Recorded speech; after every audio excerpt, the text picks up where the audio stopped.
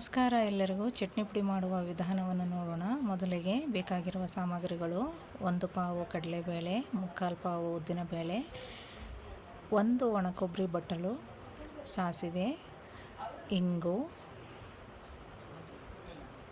1 ಹಿಡಿ ಕರಿಬೇವು, ಬೆಲ್ಲ, 1 ದೊಡ್ಡ ನಿಂಬೆಹಣ್ಣೆ ಗಾತ್ರದಷ್ಟು ಹುಣಸೆಹಣ್ಣು, ಗುಂಟೂರು ಮೆಣಸಿನಕಾಯಿ 15ರಿಂದ 20, ಹಾಗೆ ಬ್ಯಾಡಗಿ ಮೆಣಸಿನಕಾಯಿ 10ರಿಂದ 15 ತಗೋಬೇಕು.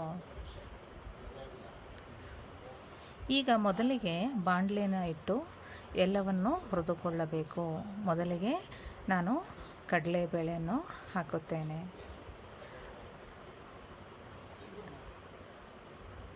ಈ ಕಡಲೆಬೇಳೆಯ ಜೊತೆಗೆ ನಾನು ಕರಿಬೇವನ್ನು ಸಹ ಹುರಿದುಕೊಳ್ತೇನೆ. ಕಡಲೆಬೇಳೆ ಕೆಂಪಾಗುವ ತನಕ ಹುರಿದುಕೊಳ್ಳಬೇಕು. ಕೆಂಪಾದ ನಂತರ ಅದನ್ನು ಒಂದು ಪಾತ್ರೆಯಲ್ಲಿ ಹಾಕಿಕೊಳ್ಳುತ್ತೇನೆ.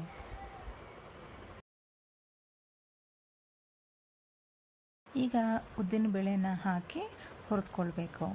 ನಾನು ಉದ್ದಿನಬೇಳೆಯ ಜೊತೆಗೆ ಒಣಮೆಣಸಿನಕಾಯಿಯನ್ನು ಕೂಡ ಹಾಕಿ ಹುರ್ಕೊಳ್ತೀನಿ. ಅದು ಸುಲಭ ಆಗುತ್ತೆ ನನಗೆ. ಇಲ್ಲ ಆದರೆ ನೀವು ಕೊನೆಯಲ್ಲಿ 1 ಸ್ಪೂನು ಎಣ್ಣೆ ಹಾಕಿ ಮೆಣಸಿನಕಾಯಿನ ಹುರ್ಕೋಬೋದು.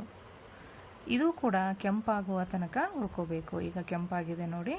ಸೊ ಇದನ್ನು ಕೂಡ ಆ ಕಡಲೆಬೇಳೆ ಹುರಿದಿರೋ ಅಂಥದ್ದಕ್ಕೆ ಆ ಪಾತ್ರೆಗೆ ಹಾಕೋಣ. ಹುರಿದಿರೋ ಒಣಮೆಣಸಿನಕಾಯಿ ಸಪ್ರೇಟ್ ಒಂದು ತಟ್ಟೆನಲ್ಲಿ ಇಟ್ಕೊಂಡಿದ್ದೀನಿ. ಈಗ ಬಾಣಲೆಗೆ ಒಣ ಕೊಬ್ಬರಿ ಎಣ್ಣೆ ಹಾಕಿ ಹುರ್ಕೊಳ್ಳೋಣ.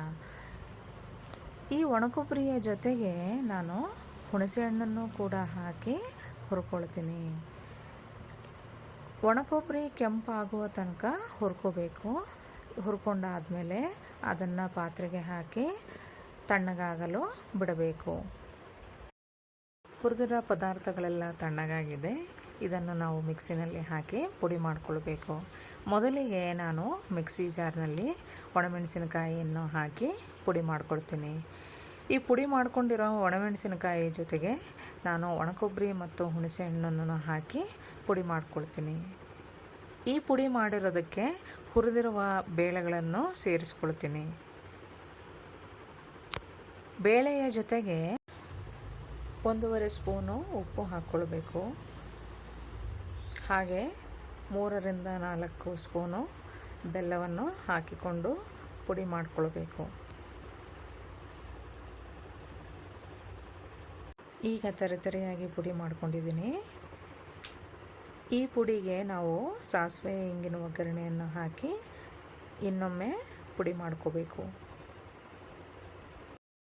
ಸಾಸಿವೆ ಇಂಗಿನ ಒಗ್ಗರಣೆಯನ್ನು ಮಾಡಿಕೊಳ್ಳೋಣ.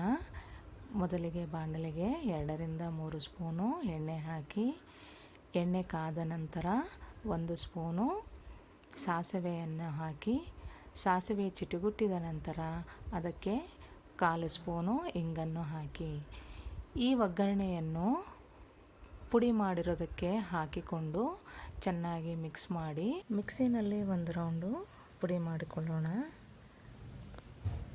ಈಗ ಚಟ್ನಿ ಪುಡಿ ರೆಡಿಯಾಗಿದೆ.